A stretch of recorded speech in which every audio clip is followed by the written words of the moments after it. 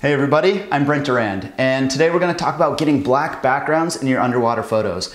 And black backgrounds have been around for a long time, certainly, but are very, very popular the last few years. And one of the things we all strive to do in our photography in general, including underwater, is to create a clean, uncluttered background. So that means getting rid of the sand in the background, other plants, maybe it's just some distracting background element, a diver's fin, things like that. When we create a black background, we're inherently getting rid of all of those things. So they give the image a lot of pop. They help create pleasing negative space in the image, especially if there's nudibranch serrata or something like that that are winding their way up into the water column. And just really helps create a lot of contrast, especially with color there. So black backgrounds can be used for wide angle, but because they're most common in macro, we're going to talk about getting black backgrounds in your macro images. So there are 3 things that help us create a black background, and actually 4 if you count diving at night, but let's skip past that one because it's pretty obvious.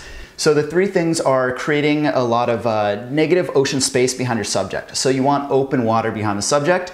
The second is to use a fast shutter speed that cancels out ambient light. And then the third is to finally control your strobe lighting or your video lighting, depending on the medium that you're shooting. So let's dive into each of these in more detail. Okay, so open water behind our subject. So why does that help us with black background? Well, first off, if we're shooting in the daylight, there's natural ambient light, and that's coming from the sun down through the water column. We might lose some of the reds and different colors there, but there's going to be some ambient light, even if it's a washed out and dull blue or green or something like that. So if we have our subject and we're shooting and we have a background behind it, we're going to see some of that ambient light hitting the background. So we'll have our nicely lit subject, even if we have really precise strobe positioning and light positioning. We'll see that background there, and it's going to be distracting. It's not going to be a black background. But if we have open water behind the subject, then we're only going to see what's out in the open water, and there's no subject, no ground, no rocks, no reef for that ambient light to light up. And when we combine it with step 2, which is shutter speed, then we start to cancel out all that ambient light, and that's what creates the true black background. So when I'm swimming around the water looking for a nice macro subject, I'm not only looking for the subject itself, but I'm actually looking for the terrain and where the subject is going to be placed. So there are compositional elements like a food source and things like that that are nearby, but the main thing is looking for a subject that's perched up high somewhere. So maybe it's on top of a rock, maybe it's on top of a wreck where you can get under it, maybe it's on a wall sticking off of a hydroid or something like that. Those are the things that allow you to get your camera under there and shoot into open water. And remember that that open water can be to the side, it can be slightly down, it can be slightly up, and you're still going to be able to achieve that black background. Straight up is a different story, but as long as you're at some sort of angle here or sideways, then you're going to be good. So that's why you'll oftentimes see photographers looking for the nudibranchs and little gobies and things like that that are perched up somewhere. You can just get under there and settle down into a nice position, and without damaging the reef, you can get those open water backgrounds.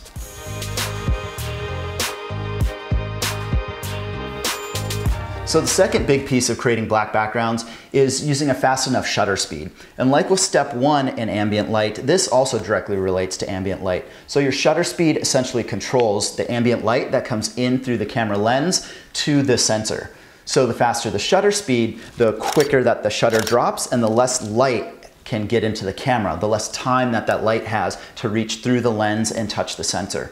So by using a fast shutter speed, we're getting rid of all that sunlit ambient light and color and things like that. So if you're shooting with a compact camera, generally stick to 1/500th of a second or your max sync speed. It's going to vary a lot between compact cameras, but you could shoot 1/500th and be totally okay, get a lot of great crisp black backgrounds.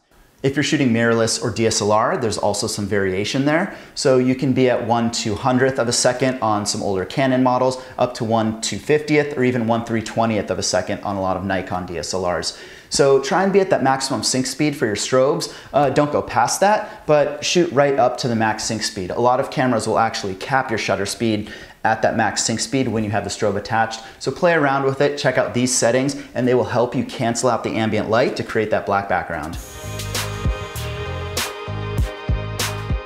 Okay, and the third very important thing in creating black backgrounds is to create a very precise strobe position. So like we talked about in the first step about lighting some of the other substrate around the subject, the same effect goes, especially once you get into super macro here, even if your subject is perched up somewhere high and there's nothing behind it. You've done a great job with using fast shutter speed, with getting rid of any sort of substrate or distracting background. You've got clear water in the background. So now we want to really control that light. And one, it will help us with backscatter, which we'll talk about in other tutorials. But two, we're not giving a chance for the strobes to illuminate anything else. And you'll see that with snoot lighting especially. You're in really close to a super macro subject and only their face is lit by the snoot light and everything else is black. So that's a way to really finely control that pinpoint of light hitting that macro subject, and it doesn't illuminate anything else.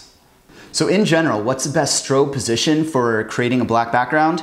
I'll get into it a lot more in my dedicated strobe positioning tutorial, but in general, what we want to do is not light up all the extra water around the subject. So we're not going to be shooting in a wide angle position or anything like this. Instead, we're going to focus the strobes inward in this type of angle. And then what we're doing is we're not lighting the area on top of the subject. We're not lighting the area behind the subject because that's where particulate is and might cause backscatter. Instead, because we have the strobes pointed inward, we're only lighting the space in front of the camera dome port and that, or the camera macro port. And that actually allows us to finally control the light. We're not hitting anything extra. We're lighting just the subject, which is exactly what we want. Okay, well I hope these tips are helpful for helping create black backgrounds. If you have any trouble, feel free to give me an email, brent@brentdurand.com, and we can talk in more detail. And please feel free to check out the rest of my video tutorial series. We'll be adding more as time goes on. Thanks for joining. Bye.